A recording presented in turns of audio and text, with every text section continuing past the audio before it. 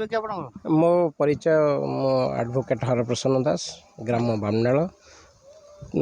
Block Nimapada जिला पुरी मु ए वर्ष सब वर्ष भली ए वर्ष रवि धान करी सब वर्ष साधारण भाव में सिंधु तरंगिणी ममता बा से साधारण धान करा जाए ए वर्ष आम अंचलर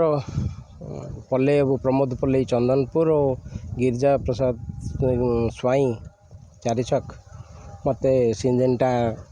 5231 करने अनुरोध कले से अनुरोध फलस्वरूप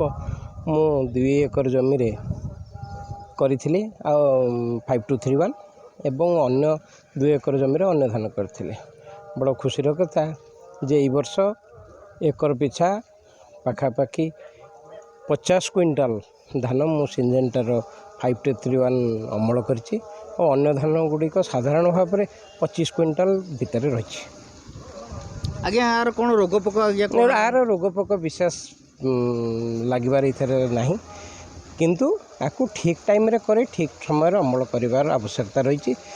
मोर जी धारणा तो टेक्निकली साउंड नुह से विषय किंतु एति कहि अधिका टेम्परेचर हेले हुए तो धान रे कौन प्रभाव पड़ पारे किंतु ठीक टाइम रे जदि धान करा जाए ताहले अमल निश्चित भाव में आम भली हम आ चाषी मैंने साधारण चाषी मैंने उपकृत निश्चित भाव में हेबे ए धान करी गोटे विप्लव सृष्टि करा जाय परिबो गोटे साधारण चाषीर आर्थिक मानदंड निश्चित भाव वृद्धि पाइबो। आज्ञा ये जो धान करिया पर आपण कौन ये गुण देखिले आपनकर ये धान संख्या रे केते टिलरिंग थिला आउ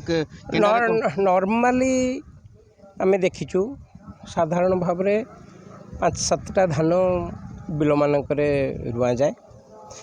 किंतु तांकर परामर्श जहाँ आमको से माने कही आम गोटे धान रुईलु से गोटे गोटे गछ से प्राय गोटे गचरू 18टारू प्राय 25टा पर्यंत पिल आम बिल थिला आउ धानर केंडारे धान संख्या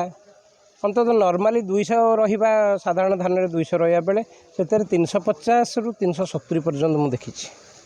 आउ तार फल तो 50 क्विंटाल पर एकर पाई। नमस्कार आज्ञा धन्यवाद।